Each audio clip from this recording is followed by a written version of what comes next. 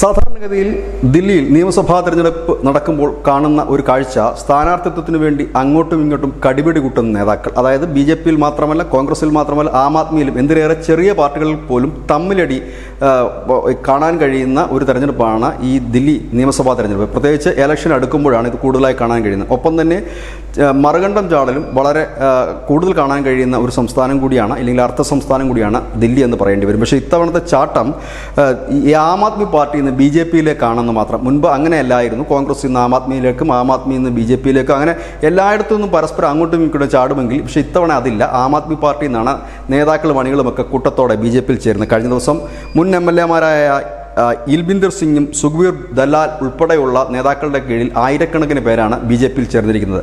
ഇപ്പോഴത്തെ ഒരു സർവേ പ്രകാരം ദില്ലിയിൽ ബി.ജെ.പി അധികാരത്തിൽ വരും എന്ന് തന്നെയാണ് പുറത്തുവരുന്ന വിവരം. 15 വർഷമായി ഭരണം തുടരുന്ന കേജ്രിവാളിന് ഇപ്പോൾ പഴയ ഇമേജില്ല, അഴിമതി രഹിതൻ എന്നൊരു പ്രതിച്ഛായയുമില്ല. ഒപ്പം തന്നെ അദ്ദേഹം വീണ്ടും ജനങ്ങളോട് പറയുന്നതെല്ലാം പഴയ കാലത്ത് ഇറക്കിയ നമ്പരാണെന്ന് ജനം പറയുന്നു.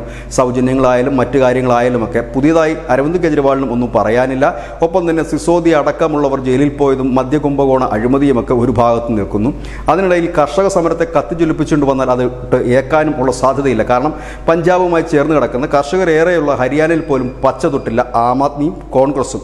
അവിടെയാണ് കോൺഗ്രസുമായി സഖ്യം പോലും ഇല്ലാതെ ഒറ്റയ്ക്ക് പോരാടാനുള്ള അരവിന്ദ് കെജ്രിവാളിൻ്റെ തീരുമാനം. അരവിന്ദ് കെജ്രിവാളിൻ്റെ തീരുമാനത്തിനെതിരെ പാർട്ടിക്കുള്ളിൽ തന്നെ വലിയ പ്രതിഷേധങ്ങൾ ഉയരുന്നുണ്ട്. അവർ പറയുന്നത് കോൺഗ്രസുമായി ഒരു അലയൻസ് ഉണ്ടാക്കണമെന്നാണ്.